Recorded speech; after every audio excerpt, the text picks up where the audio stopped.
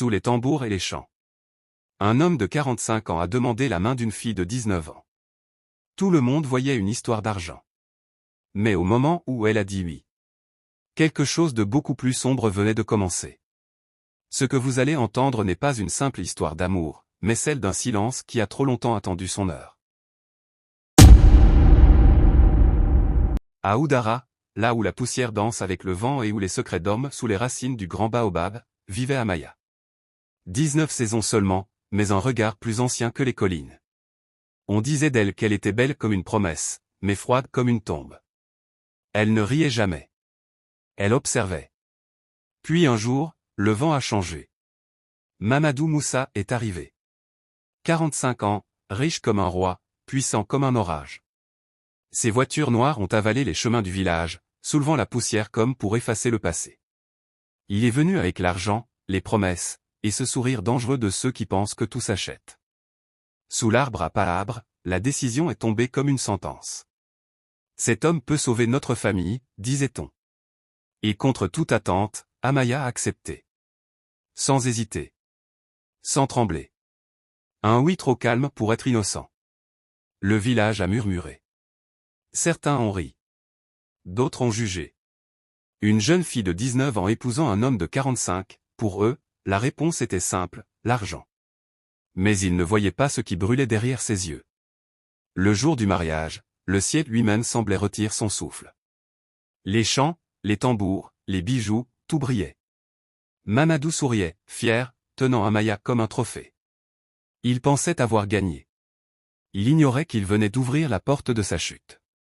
Dans la chambre nuptiale, lorsque le silence remplaça la fête, Amaya ne se comporta pas comme une épouse. Elle ne sourit pas.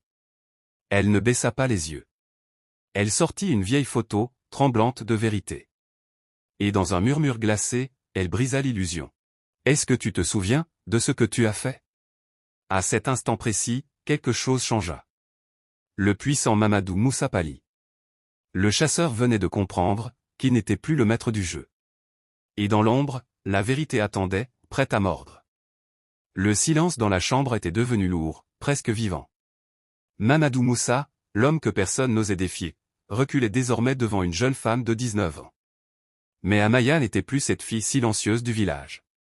Elle était la mémoire, la justice, et la colère incarnée. « Mon père » dit-elle lentement, chaque mot tombant comme une pierre. « Tu te souviens de lui ?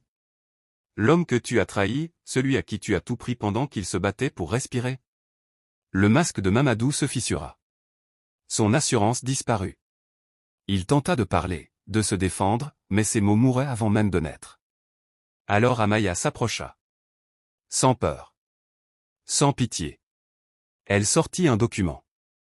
Un simple papier, mais plus tranchant qu'une lame. Tu as signé sans lire. Aveuglé par ton désir. Ce mariage n'était pas une erreur, c'était un piège. Maintenant, tout ce que tu as volé m'appartient. Le monde de Mamadou s'effondra en silence.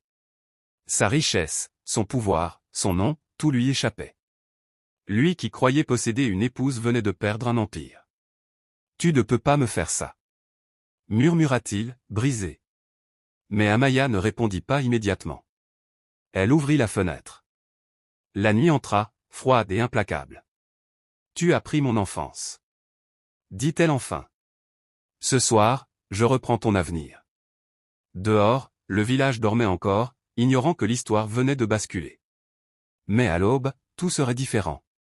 Le grand Mamadou Moussa ne serait plus un roi, mais un homme jugé, exposé, détruit par son propre passé.